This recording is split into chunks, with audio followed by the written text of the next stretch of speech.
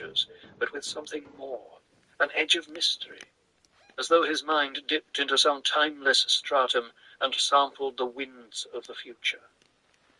Abruptly, as though he had found a necessary key, Paul's mind climbed another notch in awareness. He felt himself clinging to this new level, clutching at a precarious, as though he existed within a globe, with avenues radiating away in all directions. Yet this only approximated the sensation. He remembered once seeing a gauze kerchief blowing in the wind, and now he sensed the future as though it twisted across some surface as undulant and impermanent as that of the wind-blown kerchief. He saw people. He felt the heat and cold of uncounted probabilities. He knew names and places, experienced emotions without number, reviewed data of innumerable unexplored planets. There was time and test and taste, but no time to shape. The thing was a spectrum of possibilities, from the most remote past to the most remote future, from the most probable to the most improbable. He saw his own death in countless ways. He saw new planets, new cultures, people. He saw them in such swarms they could not be listed, yet his mind catalogued them. Even the guildsmen. And he thought, the guild. There'd be a way for us, my strangeness accepted as a familiar thing of high value, always with an assured supply of the now necessary spice. But the idea of living out his life in the mind groping ahead through possible futures that guided hurtling spaceships appalled him. It was a way, though, and in meeting the possible future that contained guildsmen, he recognized his own strangeness. I have another kind of sight. I see another kind of terrain. The available paths. The awareness conveyed both reassurance and alarm. So many places on that other kind of terrain dipped or turned out of his sight. As swiftly as it had come, the sensation slipped away from him, and he realized the entire experience had taken the space of a heartbeat. Yet his own personal awareness had been turned over, illuminated in a terrifying way. He stared around him.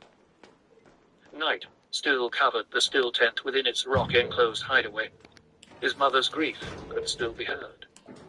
His own lack of grief could still be felt, that hollow place somewhere separated from his mind, which went on in its steady pace, dealing with data, evaluating, computing, submitting answers in something like the Mentat way. And now he saw that he had a wealth of data few such minds ever before had encompassed. But this made the empty place within him no easier to bear. He felt that something must shatter. It was as though a clockwork control for a bomb had been set to ticking within him. It went on about its business no matter what he wanted. It recorded minuscule shadings of difference around him, a slight change in moisture, a fractional fall in temperature, the progress of an insect across their still tent roof, the solemn approach of dawn in the star-lighted patch of sky he could see out the tent's transparent end.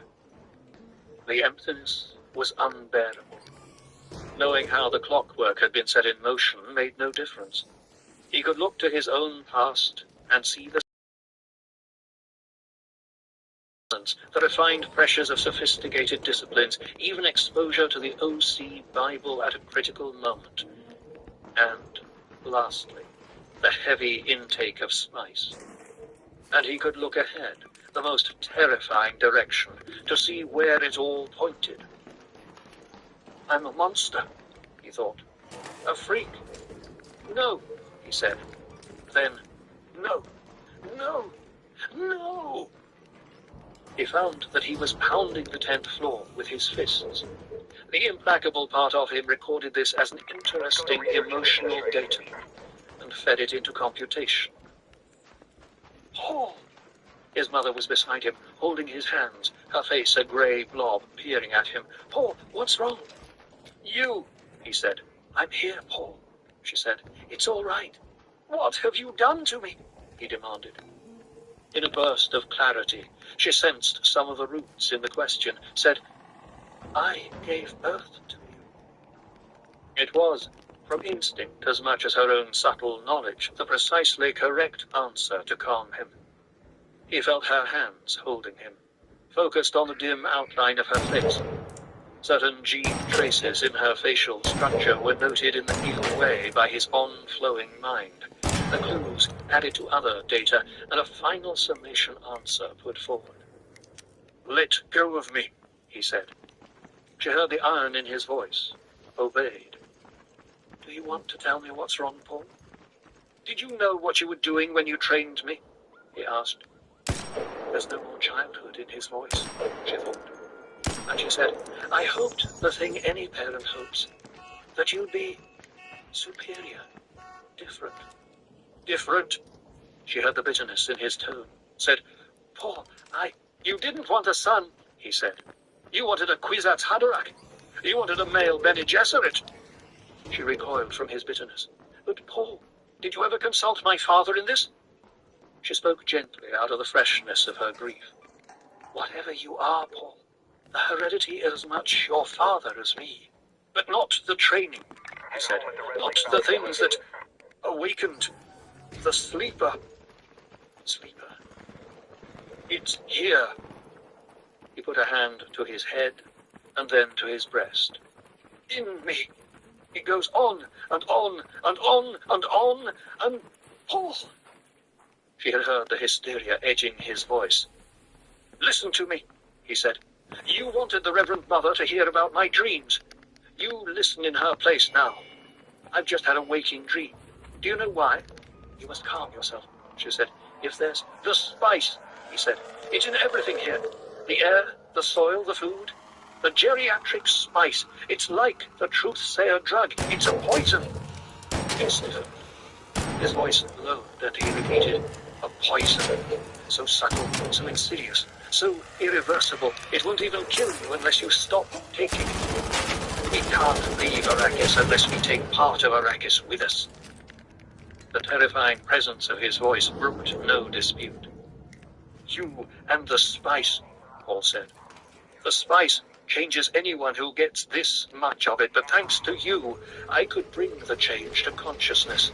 I don't get to leave it in the unconscious where its disturbance can be blanked out. I can see it. Paul, I see it, he repeated. She heard madness in his voice, didn't know what to do. But he spoke again, and she heard the iron control return to him. We're trapped here. We're trapped here, she agreed. And she accepted the truth of his words. No pressure of the Bene Gesserit, no trickery or artifice could pry them completely free from Arrakis. The spice was addictive. Her body had known the fact long before her mind awakened to it. So here we live out our lives, she thought, on this hell planet. The place is prepared for us if we can evade the Harkonnens, and there's no doubt of my course. A brood mare preserving an important bloodline for the Bene Gesserit.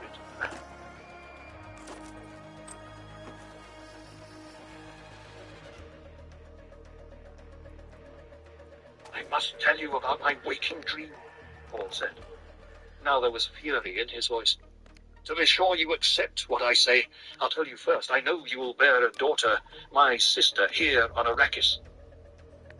Jessica placed her hands against the tent floor, pressed back against the curving fabric wall to still a pang of fear. She knew her pregnancy could not show yet. Only her own Bene Gesserit training had allowed her to read the first faint signals of her body, to know of the embryo only a few weeks old. Only to serve, Jessica whispered, clinging to the Bene Gesserit motto. We exist only to serve. We'll find a home among the Fremen, Paul said. Your Missionaria Protectiva has brought us a bolt hole. They've prepared a way for us in the desert, Jessica. Missionaria Protectiva. She found it increasingly difficult to subdue her terror at the overpowering strangeness in Paul. He studied the dark shadow of her, seeing her fear and every reaction with his new awareness, as though she were outlined in blinding light. A beginning of compassion for her crept over him. "The things that can happen here I cannot begin to tell you," he said. "I cannot even begin to tell myself, although I've seen them. This sense of the future, I seem to have no control over it. The thing just happens. The immediate future, say a year, I can see some of that. A road as broad as our central avenue on Caladan. Some places I don't see, shadowed places, as though it went behind a hill." And again he thought of the surface of a blowing kerchief. "And there are branchings." He fell silent as memory of that seeing filled him. No prescient dream, no experience of his life had quite prepared him for the totality with which the veils had been ripped away to reveal naked time. Recalling the experience, he recognized his own terrible purpose, the pressure of his life spreading outward like an expanding bubble, time retreating before it.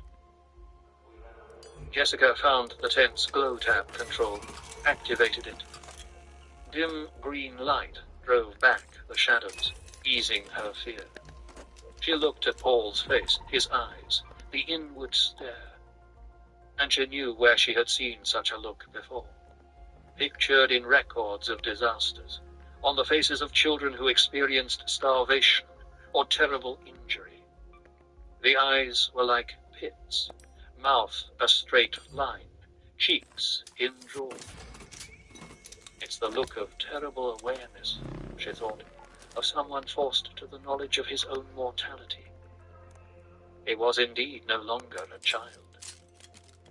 The underlying import of his words began to take over in her mind, pushing all else aside. Paul could see ahead, a way of escape for them. "There's a way to evade the Harkonnens," she said. "The Harkonnens," he sneered. "Put those twisted humans out of your mind." He stared at his mother, studying the lines of her face in the light of the glow tab. The lines betrayed her. She said, "You shouldn't refer to people as humans without—" "Don't be so sure you know where to draw the line," he said. "We carry our past with us, and mother mine, there's a thing you don't know, and should. We are Harkonnens." Her mind did a terrifying thing. It blanked out, as though it needed to shut off all sensation. But Paul's voice went on at that implacable pace, dragging her with it. "When next you find a mirror, study your face. Study mine now. The traces are there if you don't blind yourself. Look at my hands, the set of my bones. If none of this convinces you, then take my word for it. I've walked the future. I've looked at a record. I've seen a place. I have all the data. We're Harkonnens." "A renegade branch of the family," she said. "That's it, isn't it? Some Harkonnen cousin who—" "You're the Baron's own daughter," he said, and watched the way she pressed her hands to her mouth. "The Baron sampled many pleasures in his youth, and once permitted himself to be seduced. But it was for the genetic purposes of the Bene Gesserit, by one of you." The way he said "you" struck her like a slap, but it set her mind to working, and she could not deny his words. So many blank ends of meaning in her past reached out now and linked. The daughter the Bene Gesserit wanted. It wasn't to end the old Atreides-Harkonnen feud, but to fix some genetic factor in their lines. What? She groped for an answer.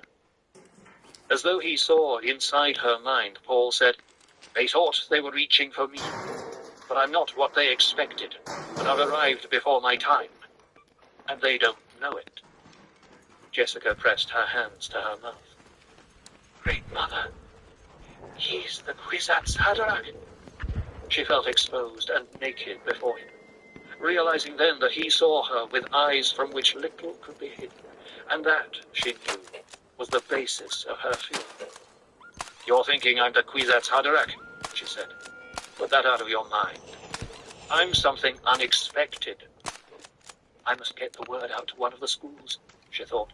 The mating index may show what has happened. They won't learn about me until it's too late, he said. She sought to divert him, lowered her hands, and said, You'll find a place among the Fremen? The Fremen have a saying they credit to Shai Hulud, Old Father Eternity, he said. They say, be prepared to appreciate what you meet. And he thought, yes, mother mine, among the Fremen. You'll acquire the blue eyes and a callus beside your lovely nose from the filter tube to your still suit. And you'll bear my sister, said Aliyah of the Knife. If you're not the Kwisatz Haderach, Jessica said, what? You couldn't possibly know, he said. You won't believe it until you see it. And he thought, I'm a seed. He suddenly saw how fertile was the ground into which he had fallen, and with this realization, the terrible purpose filled him, creeping through the empty place within, threatening to choke him with grief. He had seen two main branchings along the way ahead. In one, he confronted an evil old baron and said, Hello, grandfather.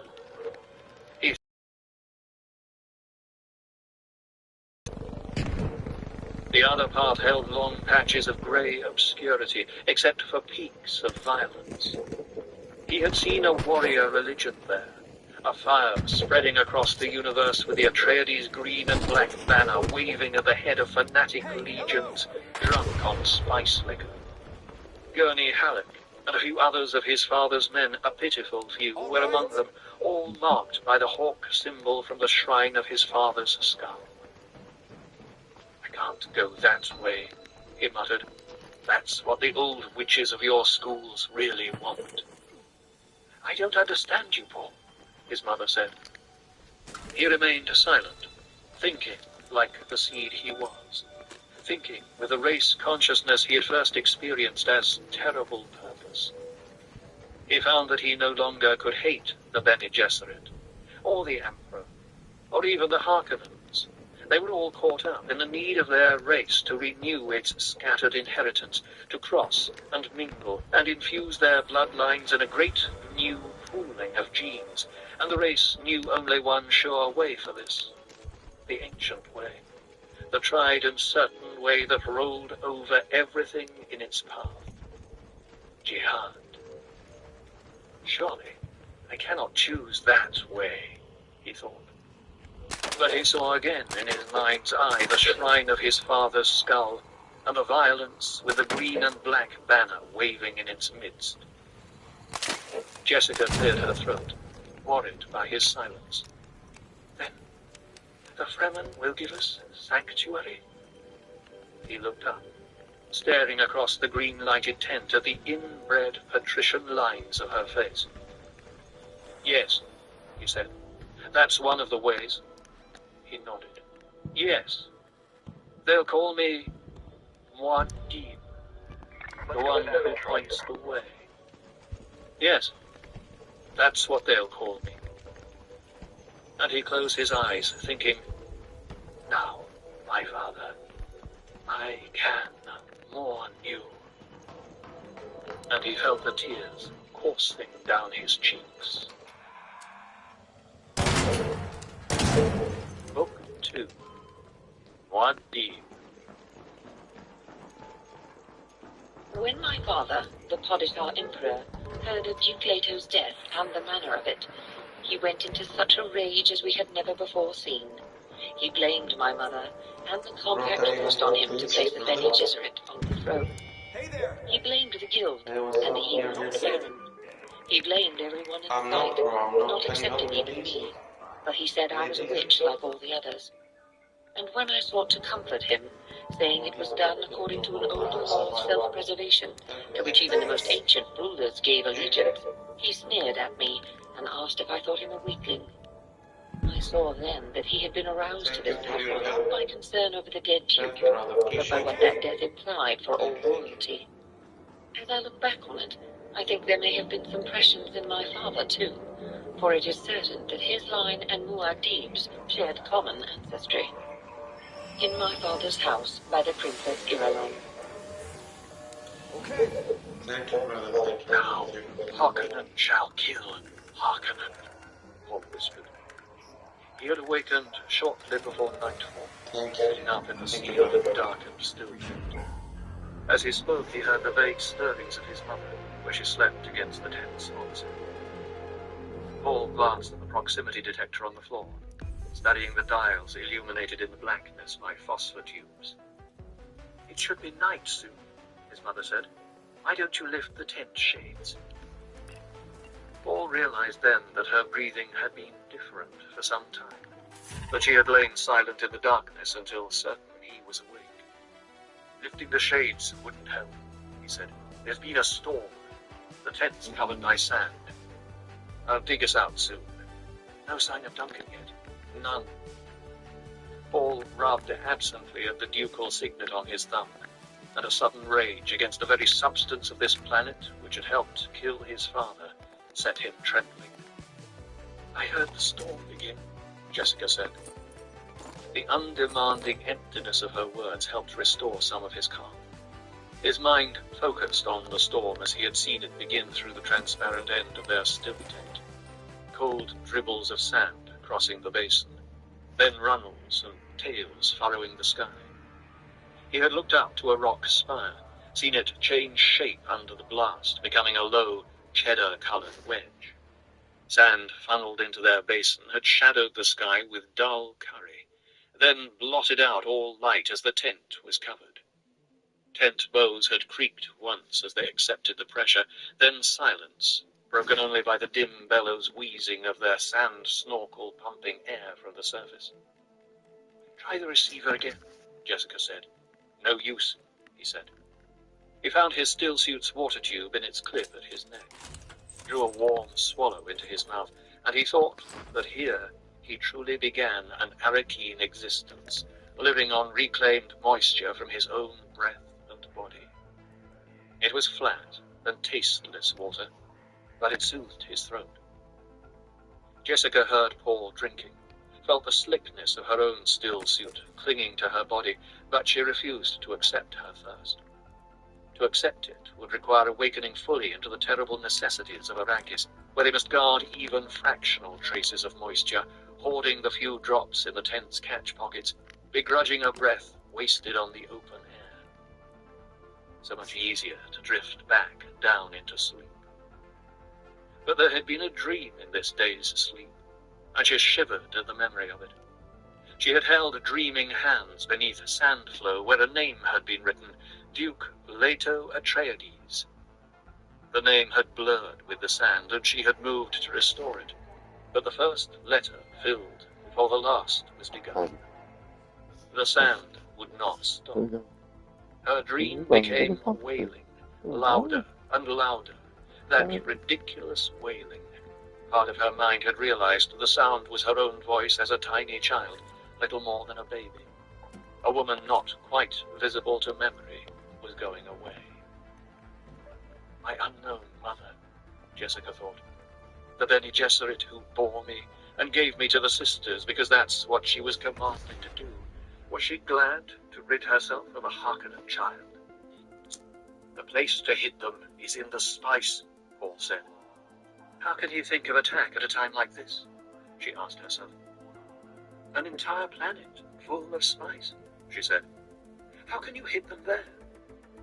She heard him stirring, the sound of their pack being dragged across the tent floor.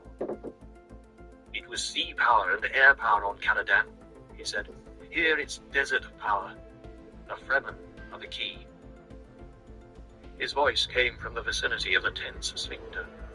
A Bene Gesserit training sensed in his tone an unresolved bitterness toward her. His life. Now, he finds he is Harkonnen. Because of me. How little he knows me. I was my Duke's only woman. I accepted his life and his values, even to defying my Bene Gesserit orders.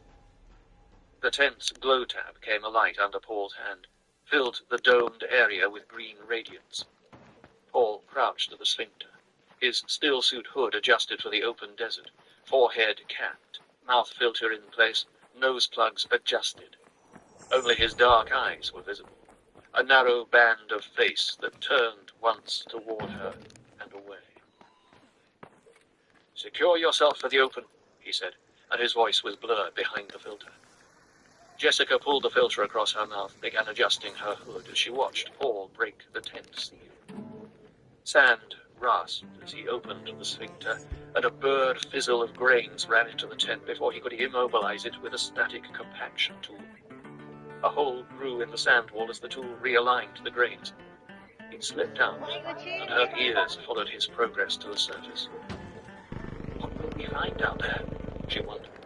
Harkonnen troops and the Sardaukar. Those are dangers we can expect. But what are the dangers we don't know? She thought of the compaction tool and the other strange instruments in the bag. Each of these tools suddenly stood in her mind as a sign of mysterious dangers. She felt then a hot breeze from surface sand touch her cheeks where they were exposed above the filter. "Pass up the pack." It was Paul's voice, low and guarded. She moved to obey, heard the water leiter-johns gurgle as she shoved the pack across the floor. She peered upward, saw Paul framed against stars. "Here," he said, and reached down, pulled the pack to the surface. Now she saw only the circle of stars. They were like the luminous tips of weapons aimed down at her. A shower of meteors crossed her patch of night.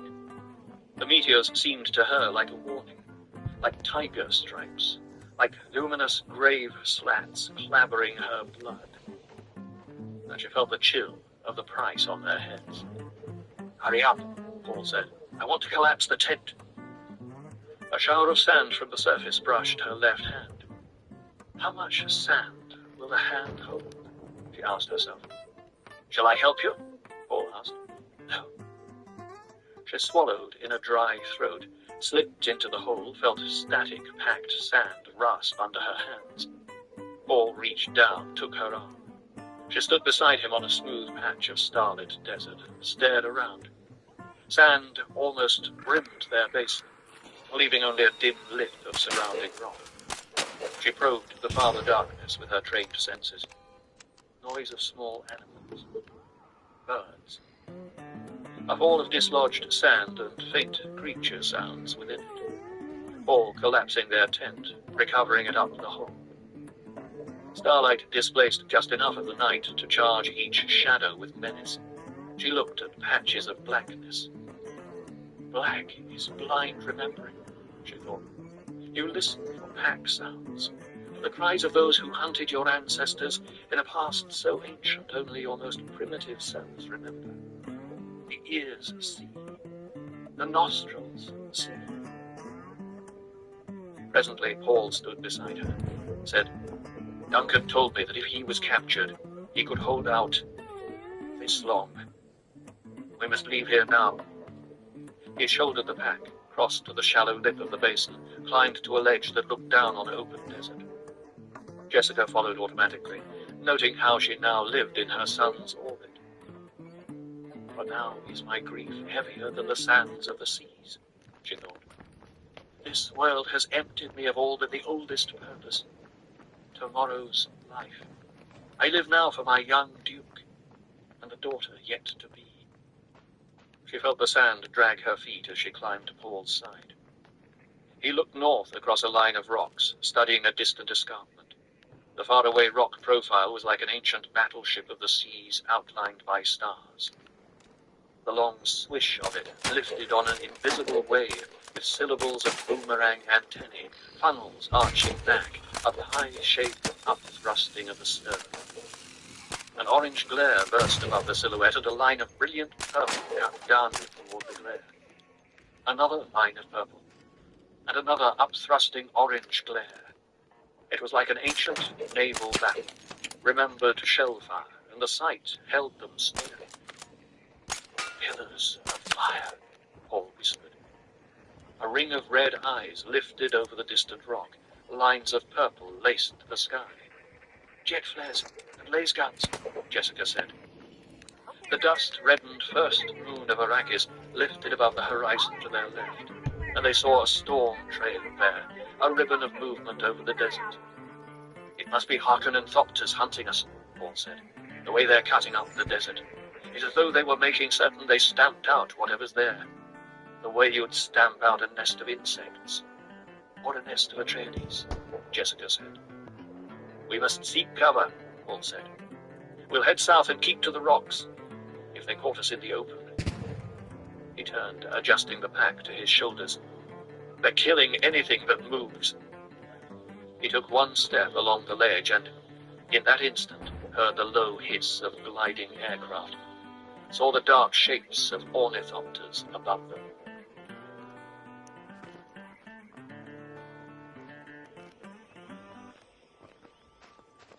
My father once told me that respect for the truth comes close to being the basis for all morality.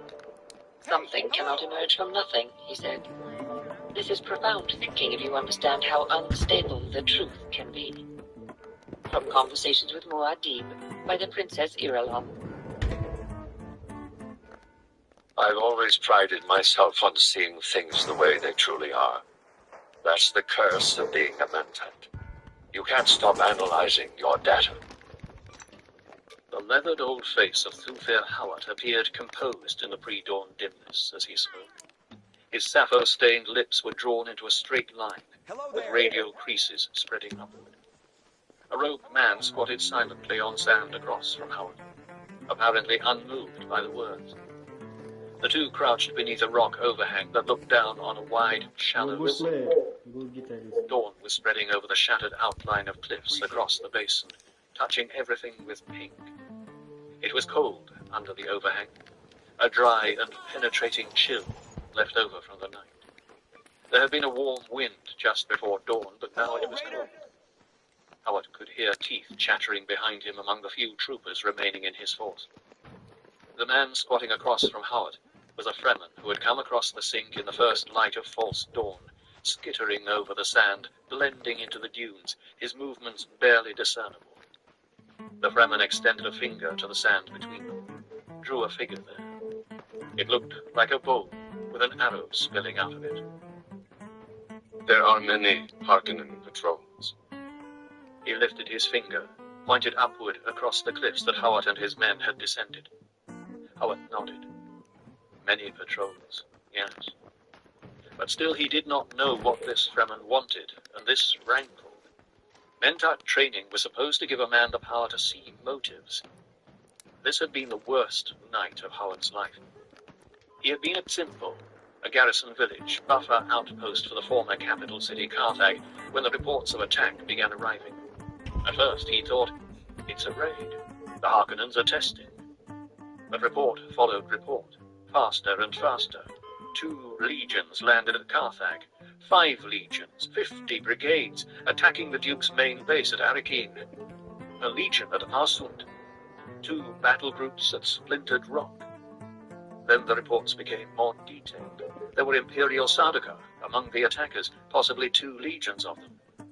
And it became clear that the invaders knew precisely which weight of arms to send where. Precisely. Superb intelligence. Howard's shocked fury had mounted until it threatened the smooth functioning of his mentat capability.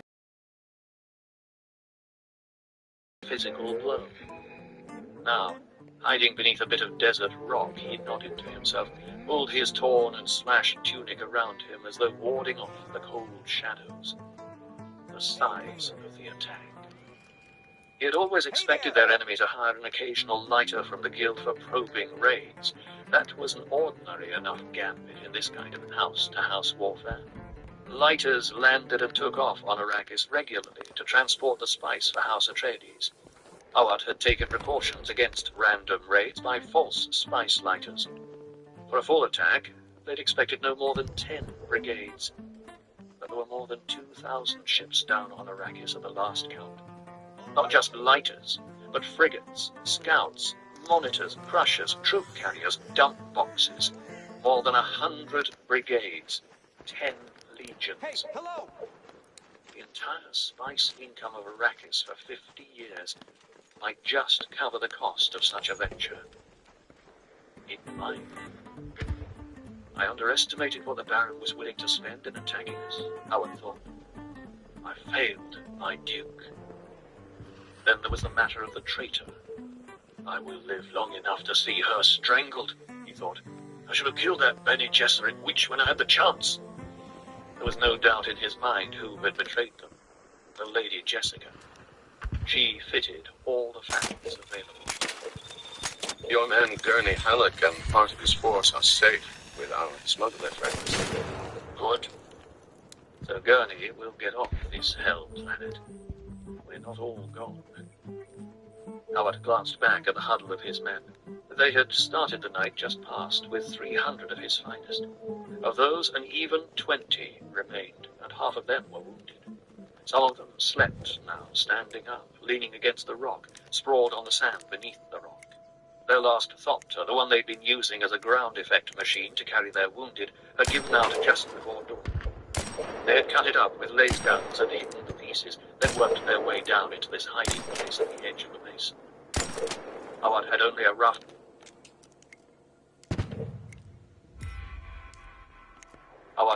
rough idea of their location. Some 200 kilometers southeast of Heretics. The main traveled ways between the Shield Wall CH communities were somewhere south of them. The Fremen across from Howard threw back his hood and stillsuit cap to reveal sandy hair and beard. The hair was combed straight back from a high, thin forehead. He had the unreadable total blue eyes of the spice diet. Beard and mustache were stained at one side of the mouth, his hair matted there by pressure of the looping catch tube from his nose plugs. The man removed his plugs, readjusted them. He rubbed at a scar beside his nose. If you cross the sink here this night, you must not use shields. There is a break in the wall. He turned on his heels, pointed south. There. And it is open sand down to the earth. Shields will attract it. Well, they don't often come in here, but a shield will bring one every time. He said worm, Howard thought. He was going to say something else. And what does he want of us? Howard sighed. He could not recall ever before being this tired. It was a muscle weariness that energy pills were unable to replace. Those candle Sardaukar. With a self-accusing bitterness, he faced the thought of the soldier fanatics and the imperial treachery they represented. His own meant-out assessment of the data told him how little chance he had ever to present evidence of this treachery before the High Council of the Landsfront, where justice might be done. Do you wish to go to the smugglers? Is it possible? The way is long. Fremen don't like to say no, Idaho had told him once. You haven't yet told me whether your people can help my wounded. They are wounded. The same damned answer every time. We know they're wounded. That's not the case, friend. What do your wounded say? Are there those among them who can see the water need of your tribe? We haven't talked about water. I can understand your reluctance. They are your friends, your tribesmen. Do you have water? Not enough. The Fremen gestured to Howard's tunic, the skin exposed beneath it.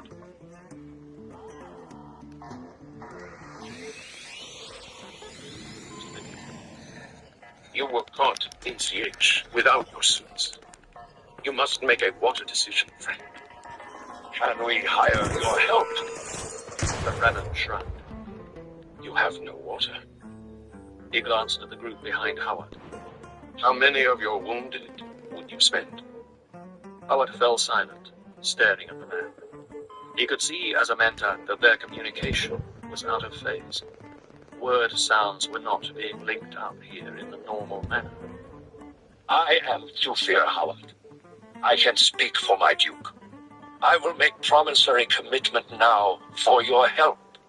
I wish a limited form of help, preserving my force long enough only to kill a traitor who thinks herself beyond vengeance. You wish our siding in a vendetta? The vendetta I'll handle myself. I wish to be freed of responsibility for my wounded that I may get about it. The Fremen scowled. How can you be responsible for your wounded? They are their own responsibility. The water's at issue, Thufir Howard. Would you have me take that decision away from you? The man put a hand to a weapon concealed beneath his robe. Howard tensed, wondering, is there betrayal here? What do you fear? These people and their disconcerting directness. Howard spoke cautiously. There's a price on my head. The Fremen removed his hand from his weapon. You think we have the Byzantine corruption? You don't know us. The Harkonnens have not water enough to buy the smallest child among us. But they had the price of guild passage for more than 2,000 fighting ships, Howard thought. And the size of that price still staggered him. We both fight Harkonnens. Should we not share the problems and ways of meeting the battle issue? We are sharing. I have seen you fight Harkonnens. You are good. There have been times I'd have appreciated your arm beside me. Say where my arm may help you. Who knows? There are Harkonnen forces everywhere. But you still have not made the water decision or put it to your wounded. I must be cautious, Howard told himself. There's a thing here that's not understood. Will you show me your way? The Arakeen way.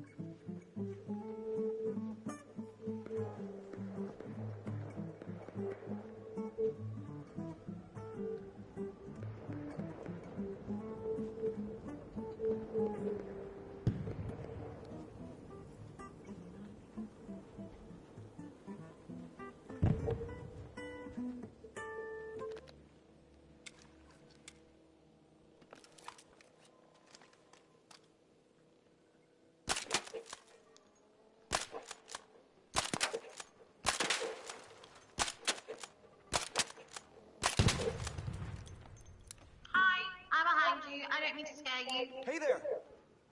Hey. Oh, you're the guitar guy from earlier. I owe you one.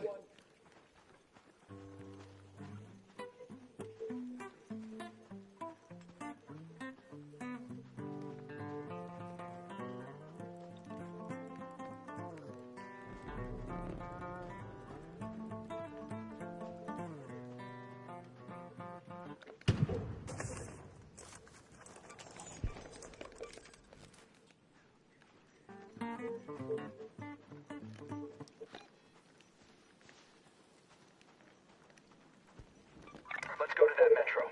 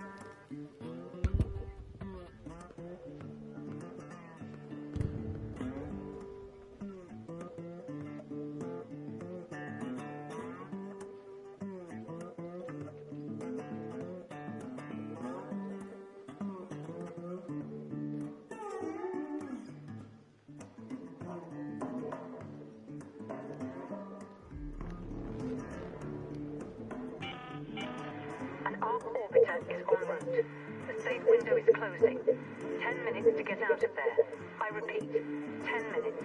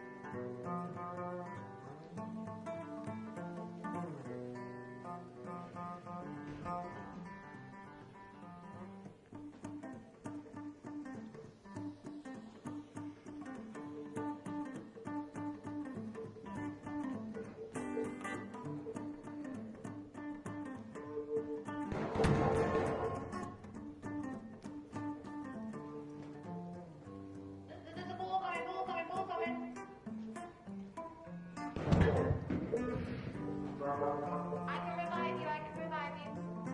I got demons. Oh, there you are. Sorry, I didn't see you.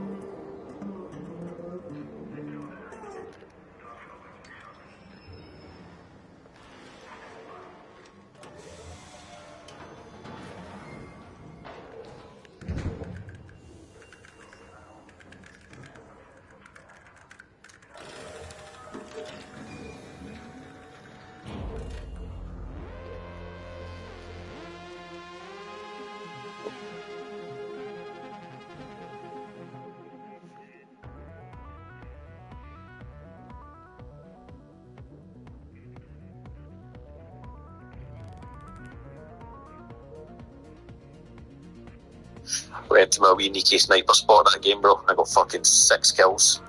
Well, 5. I think one of the guys crawled away. I don't know if you got one also. 5 or 6.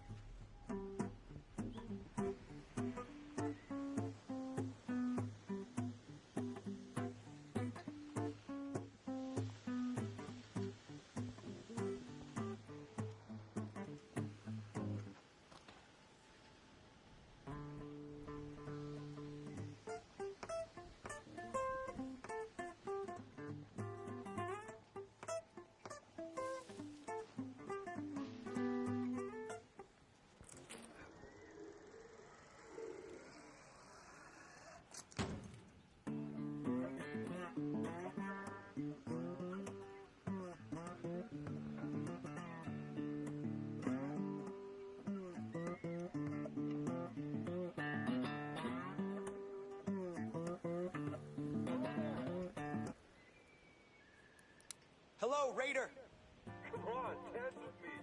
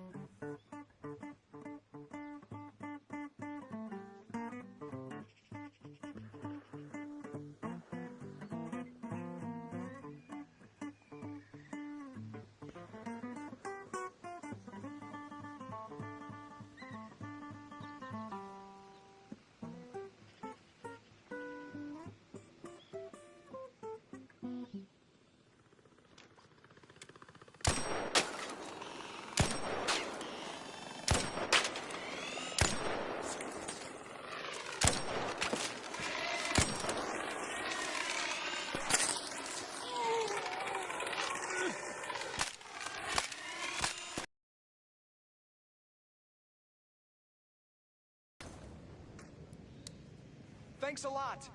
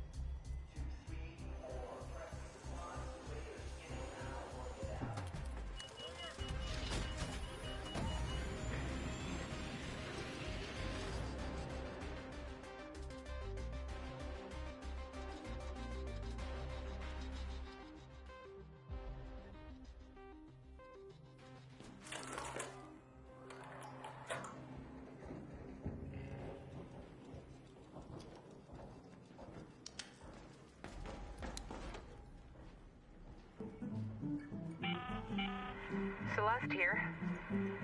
One more thing. According to these notes, the salt battery prototype will need to be charged if it's going to be any use to us. See if you can find the right appliance.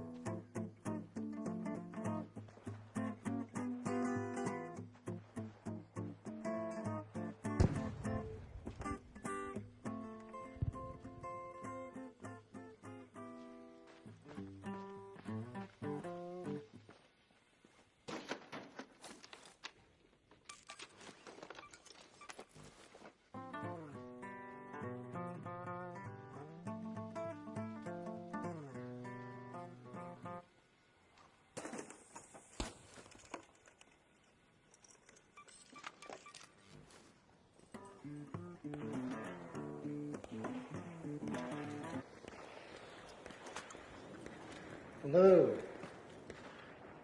Hello, my friend. Hey, Raider. Hey. Danger. There, by the fuel depot.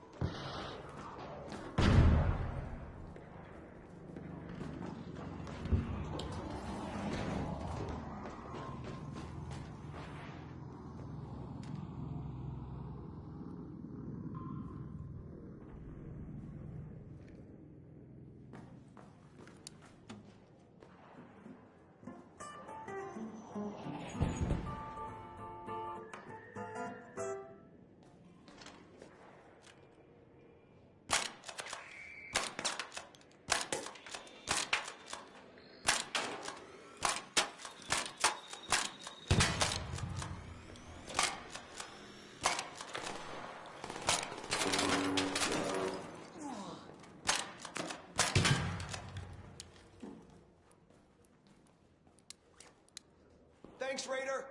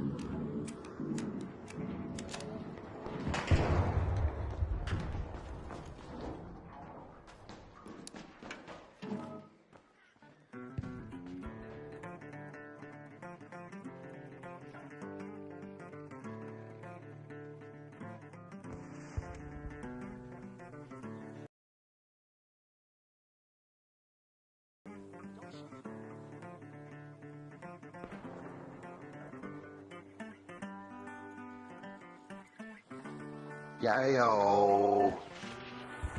Yeah, yeah. We should cover the other guy. The other guy, the other guy. Two people. That's enough.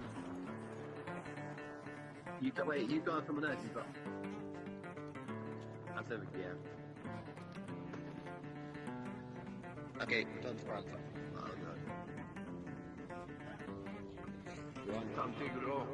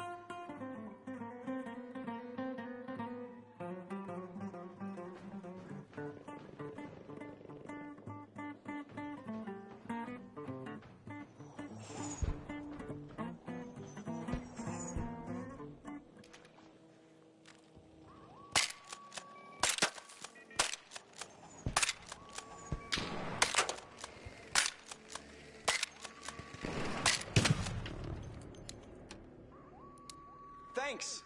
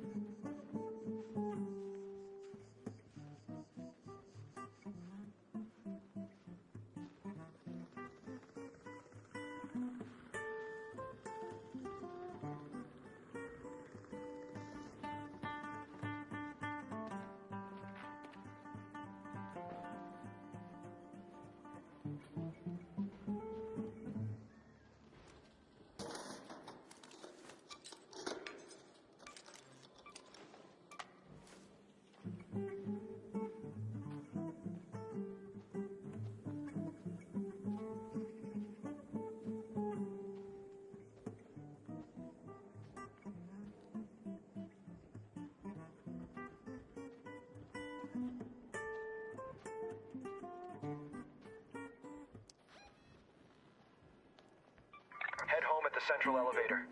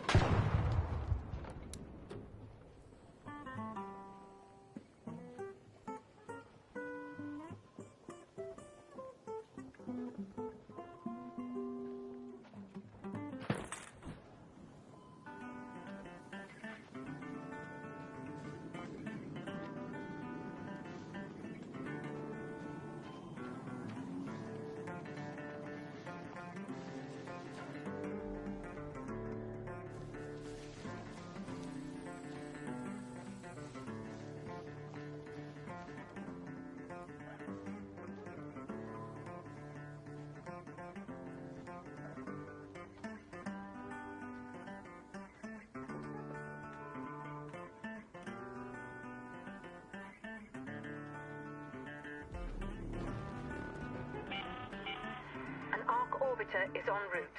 The safe window is closing. You have 10 minutes to return to Speranza. I repeat, 10 minutes.